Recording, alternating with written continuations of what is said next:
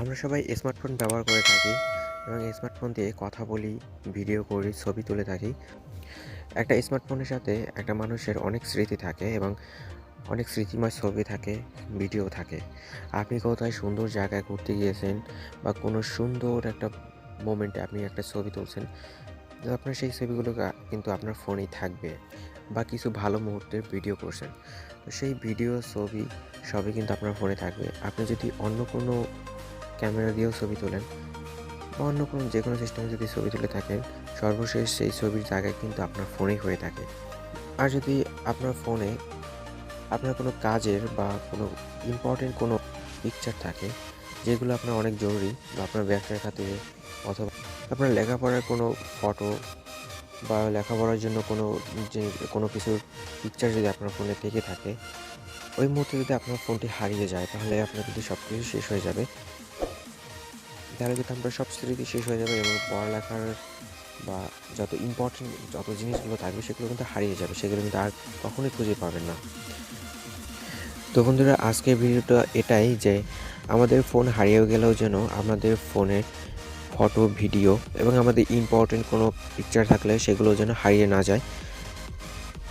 তো আজকের ভিডিওটা সেটার উপরেই। তো বন্ধুরা, এখনও যারা আমার চ্যানেলটি সাবস্ক্রাইব করেনি, অবশ্যই চ্যানেলটি সাবস্ক্রাইব করবেন এবং এই চ্যানেলে পাবেন মোবাইল রিলেটেড ভিডিও।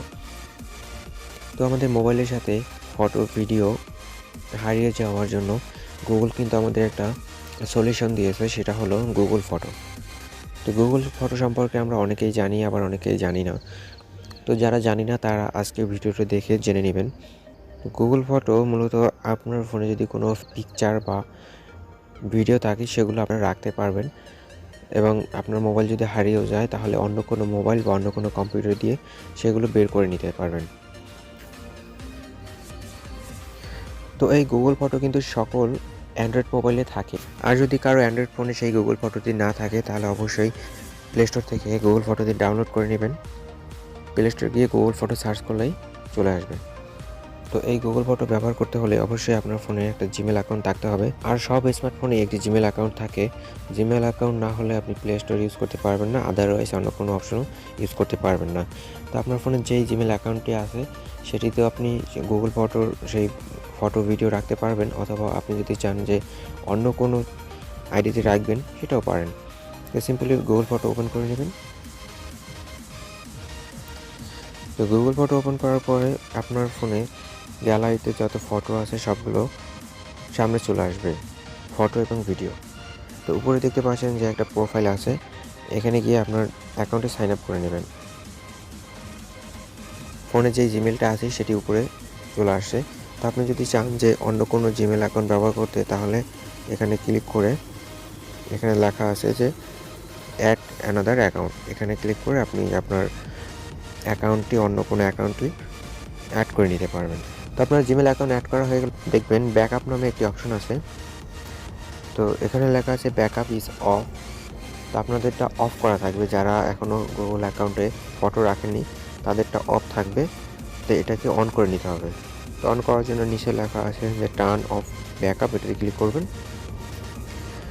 তো এটাতে ক্লিক করার পর দুটো অপশন আসবে, যে অরিজিনাল আর একটা আছে high quality. Original video and photo যেটা রাখবেন সেটাতে আপনারা পাবেন 15 জিবি পর্যন্ত একটা লিমিটেড স্টোরেজ পাবেন। আর নিচে যে হাই কোয়ালিটি আছে এটাতে পাবেন আনলিমিটেড স্টোরেজ। তো আমি অরিজিনালটা করে দিব।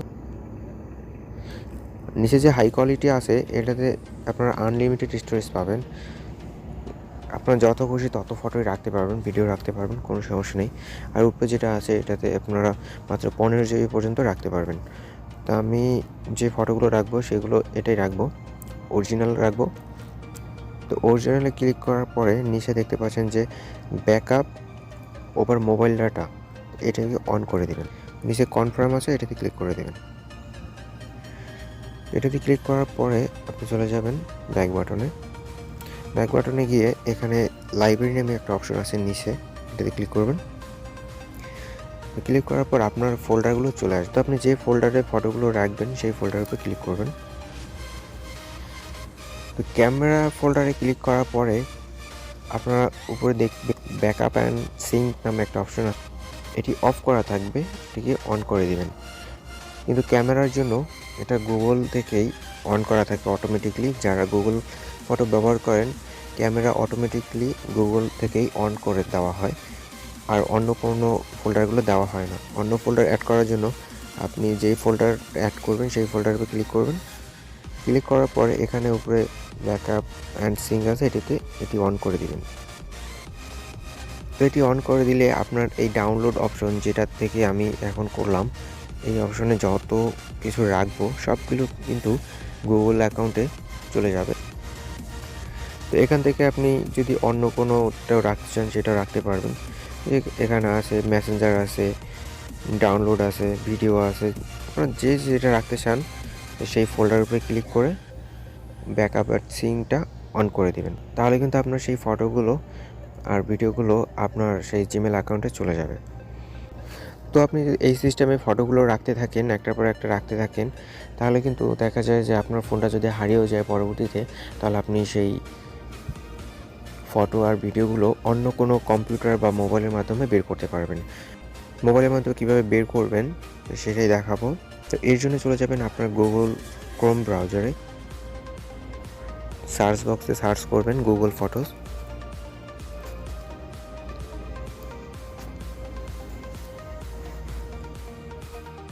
গুগল ফটো সার্চ করার পর উপরে দেখবেন যে যেই ফোন দিয়ে আপনি সার্চ করছেন সেই ফোনের জিমেল অ্যাকাউন্টটি দেখাচ্ছে। তো এখান থেকে আপনার হারিয়ে যাওয়া ফোনের জিমেল অ্যাকাউন্টটি, যেই অ্যাকাউন্টে আপনি আপনার ছবি এবং ভিডিওগুলো রাখতেন, সেই অ্যাকাউন্টটি এখান থেকে লগ ইন করে নেবেন। লগ ইন করার পর এখানে দেখছেন যে গুগল ফটো নামে একটি অপশন আছে, এটিতে ক্লিক করবেন। এটিতে ক্লিক করার পর এখানে গেট গুগল ফটোতে ক্লিক করবেন। তো বন্ধুরা দেখতে পাচ্ছেন আমি যেই ফটোগুলো যেগুলো আমি গুগলে রাখছি সবগুলো কিন্তু চলে আসছে, সেই সব ফটোগুলো চলে আসছে। তো বন্ধুরা এভাবেই কিন্তু আপনাদের হারিয়ে যাওয়া ফোনের ফটো এবং ভিডিওগুলো বের করে নিতে পারেন অন্য একটি ফোন বা কম্পিউটারের মাধ্যমে। তো যাদের এই ভিডিওটি দেখে একটু উপকার আসবে তারা অবশ্যই আমার চ্যানেলটি সাবস্ক্রাইব করবেন। যদি ভালো লাগে ভিডিওটিতে লাইক করবেন।